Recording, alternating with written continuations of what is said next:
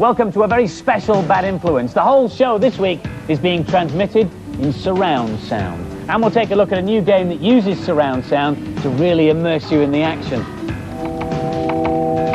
Our main review is Super Star Wars on the SNES. And I'll be reporting from Universal Studios in Hollywood, where you can experience movie special effects all day, every day, and it's all done with computers. And I'll be leaving the studio to play the very latest laser game. First, this is a new game out on the SNES in May. It's called King Arthur's World, and it's a strategy game set in medieval times. But what's really new and interesting about this game is that it's the first one ever to use surround sound. So what's surround sound? Well, it's exactly what you might imagine. It's sound designed to surround you. It was originally used in cinemas. You may have experienced it there. When you see maybe a plane taking off and it comes over the screen and supposedly goes off into the distance, you don't see it, but you hear it. Or if something approaches you from behind, sometimes you hear it from behind before you see it on the screen. That's all done with surround sound, and now you can get it in your home. Because TVs like this one have got surround sound capabilities built in, and they're surprisingly reasonably priced. Maybe you've got a TV and you've got a video, but you'd still like surround sound, then what you need to buy is a special amplifier like this. These, though, are rather expensive. Most domestic home surround sound systems have 4 or 5 speakers, one on left and right of the television. Sometimes there's one down here too, a centre speaker for centre sounds and speech. And then, fairly obviously, you need 2 behind you, left and right, for the sounds that come from behind. Nearly all films these days are made in surround sound, and you can get the experience even when they're transmitted on telly or video, because the surround sound information is already encoded on the video that you or I would rent from the video shop. All you need is the equipment to access it. But how does it work for the game? Well, when you start, you get the test screen. Now, if you're listening at home in surround sound, you should get the full benefit of this. It starts in front, goes round to my right, behind me on my left, front right, and all the way around again. During gameplay, the sounds obviously come from all over the place, but on the test screen, for some strange reason, people die behind you,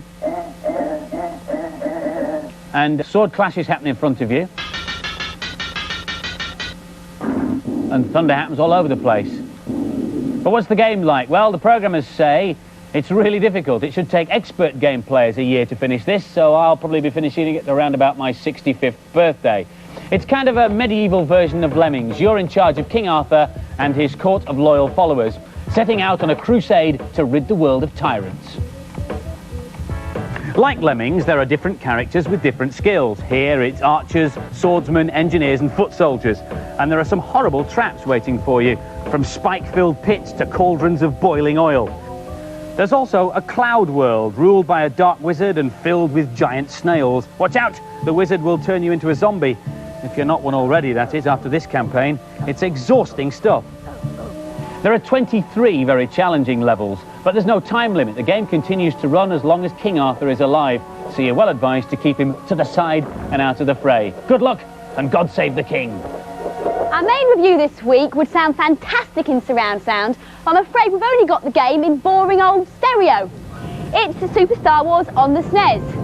Everything you'd expect to see is here, the evil Empire, rebel spaceships, and of course Luke Skywalker. And here he is with Alex in the Dune Sea.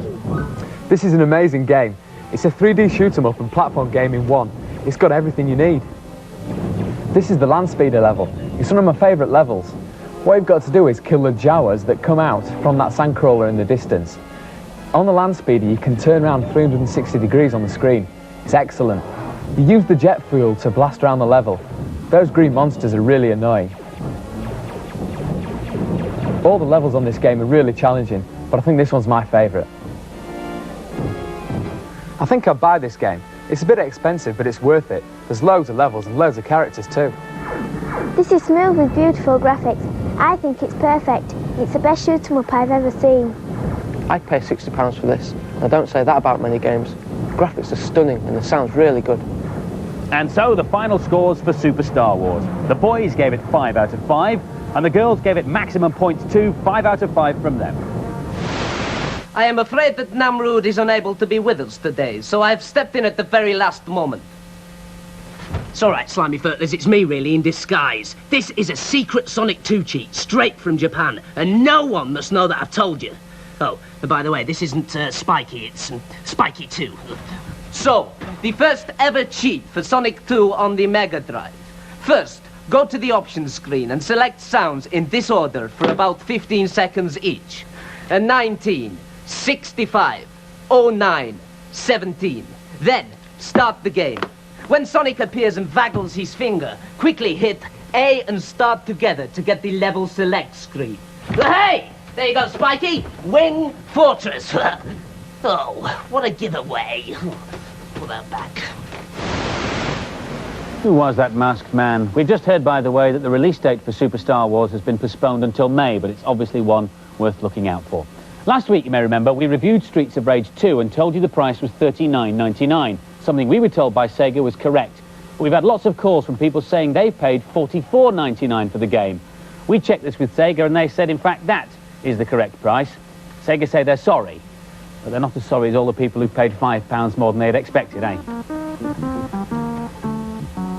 This is L-Fish. It's the latest idea from the people who came up with Tetris. Lets you design your own fish tank. I'll show you. Here's a fish tank I've already started to design. I put the floor in the back and a few plants in, but now I want to put a few objects in it, jazz it up a bit, go to the object library. And here are all the different types of things you can put in. And I think I'll choose a skull, because I want quite a jazzy, weird fish tank. There you go. Now I can place it wherever I want. Now I'm going to put an animated object in. I think I'll put this crab in. When you put it there, the crab crawls out of the shell and back in again. So I'll place that there. Of course, what this fish tank is lacking is fish. So we go to the fish screen. All these fish have been designed by the computer, but you can actually breed your own. And that takes quite a long time. It takes even longer because you can actually evolve them, and that can take hours. So we're not going to do this. I'm just going to take the ones already there.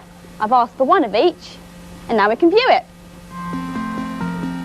And then you get all your fish swimming around in your own design tank. And what's really good is that you can feed them, and you can turn the light off and on again, and then you can feed them, and you can feed them to people who can't stand too much excitement, really. Our American report this week comes from Z Wright. He told us he was going to visit the movie studio, but in fact he seems to have got caught up in an earthquake.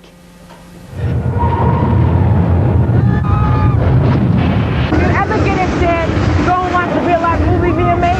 Take my advice. Don't bother. It's just lots of hanging around. And when the director calls action, the special effects never look good.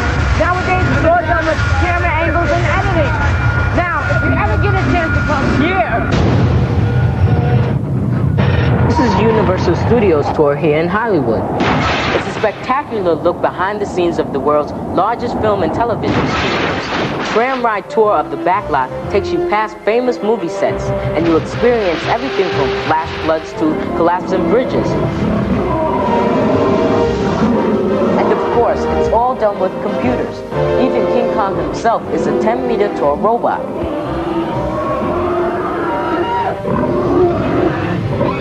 And if you survive the tour of the backlot, you can watch teams of stuntmen recreate scenes from movies in front of your very eyes. There's everything from Miami Vice to E.T. But the newest is also potentially the most dangerous. Based on the firefighting movie Backdraft, the audience gets to see 30 major fires and 10 explosions in a couple of minutes. Backdraft is a really interesting show because it's a live firestorm. I mean, we're putting 150 people in front of enormous degrees of heat, and we're actually exploding natural gas as well as liquid oxygen every 30 seconds. So it's a tremendous show. When we build an attraction, especially an attraction like this where the star of our attraction is flame, we have a much different challenge than what a film will have. Not only do we have to do it repeatably, we have to do it hundreds of times a day. We do it 12 times an hour, 150 times a day, all year long.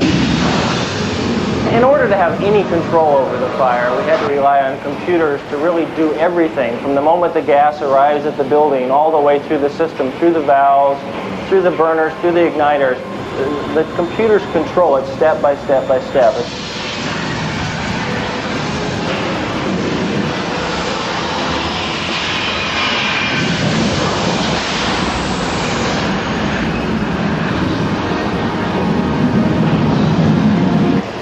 before a computer can do anything, the first thing the computer has to look for is that the fact there is no flame. The very next command it's going to get is to start a flame. It wants to see that that spark plug is lit and has to verify it back to the computer. After that, the computer can then allow, in the right timing, to open the valve, and a pre-released or pre-measured portion of natural gas is then ignited and set out through a burner.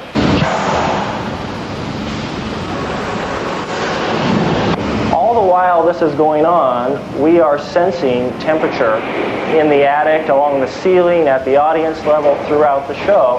And the computer's taking all of these temperature sensor readings and making sure they're within an acceptable range.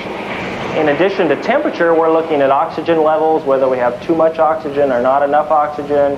We also have intrusion sensors in case any employees or guests wanted to try to walk out there and get a little closer to the flames. Well, after that, there's only one thing for it. I'm off to a barbecue. Hey, stay cool, Zed. This is like a really, really cool kind of infinite lives cheat for Cool World on the Atari. At any point during the game, just type in, Colin broke my Walkman. You can also type in, Graham broke my television, and Roger got mud on my trainers. Obviously, it's only the first one that has any effect on the game whatsoever, and you get infinite lives, if you can be bothered to do it properly. Far out and groovy, man. Peace and love now. Now for this week's news and previews.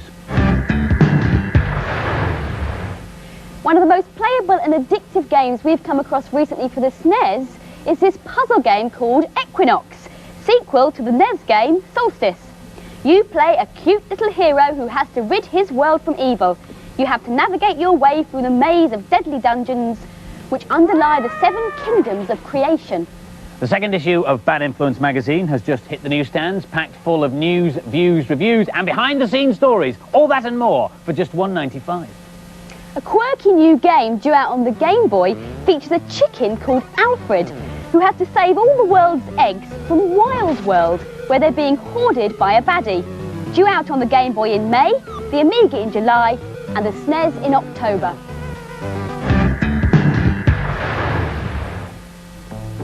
Ariel, the Little Mermaid, makes her first appearance on 2 formats, the Game Gear and the Mega Drive. Her task is to overcome the evil sea witch Ursula, who has turned all the mer people into little wormy things. Here's Kathleen to take us through the Mega Drive version. If you like the film, you'll probably enjoy the game. You can choose to be Ariel or Dad Triton, but I prefer to be Ariel. These wriggly snakes are mer people who've been changed by the Wicked Witch. I like the idea that she has to sing to her enemies. You can call different friends. This one's a fish and it pushes a rock. You should look into the treasure chest because there's all sorts of treasure hidden. The map shows where the mer people are. The red shiny bit is Ariel and the other bits are her friends. This game looks lovely, but I'm not sure I'd buy it. There are only 4 levels and they're all much the same. This is just a poorer version of Echo the Dolphin. I can see it might be popular though because of the film, but I definitely won't buy it. I love the film and like this game. I think Ariel moves well. I like the sound she makes when she sings. I'd buy this. And the scores for Ariel, the Little Mermaid, the boys gave it an average score of 3 out of 5, but the girls liked it a bit more and gave it 4 out of 5. Return to the dawn of history with Dine Olympics on the Links, a whiz through the evolution of mankind. It's your job to discover spears, wheels and fire in an effort to stop your tribe from becoming extinct. Here's Ian the Caveman. The first thing that strikes you about this game is how good it looks. The graphics are the best I've seen on a handheld and it's extremely playable. Here I've got to pick up the torch and toggle through my abilities to throw it. I've got throw now, so here we go. Now comes back down the ladder, and I have to go collect the person who is supporting everybody else using the rope. Right, he's over the rope now. If you get into problems, you can summon the Magic Man, who will trade 1 member of your tribe for a spear or any other piece of equipment you might need to complete the level. This is addictively playable. I'd buy it and I'd certainly recommend it for anybody who likes this sort of game. I might buy this. It's a puzzling game with great graphics, but the men go too slowly and they keep running out of time. I like this game, even though it's not in the same league as Lemmings. But if you're a fan of puzzle games, this is well worth getting. And the scores for Dine Olympics, the boys gave it 4 out of 5, and the girls liked it just as much. They gave it 4 out of 5.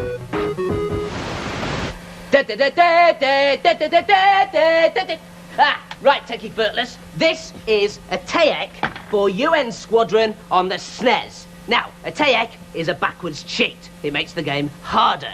All you have to do is first of all go to the options screen, then, with control pad 1, skip through the level difficulties until you see the word hard.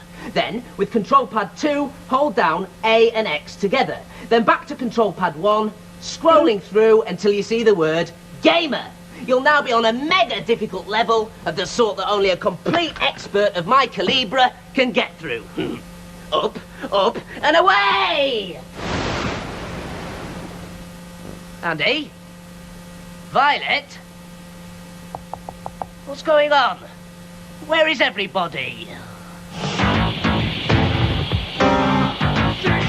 This is Laser Force, the latest laser game. The aim is to hit more people than hit you.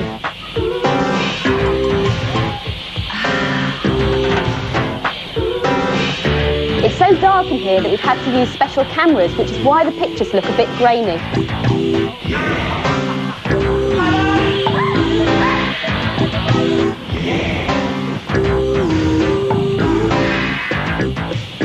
Utter chaos! But I've got Andy more than he's got me, and that's what counts. This is the portable play area that gets taken round to exhibitions and TV studios. It takes about 30 minutes to inflate. The gun barrel fires off a low-powered laser, but that's just for show.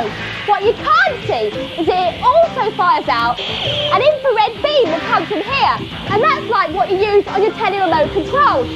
And that is identified by the targets on your front and your back.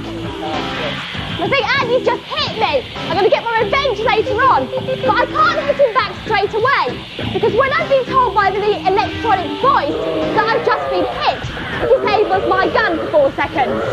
The guns are also coded, which means that as much as I try, I can't shoot myself. And this also means at the end of the game, you can shoot your gun into a central computer, and this tells you how much you've been hit, who hit you, and who you hit. But now I'm off to get my revenge on Andy.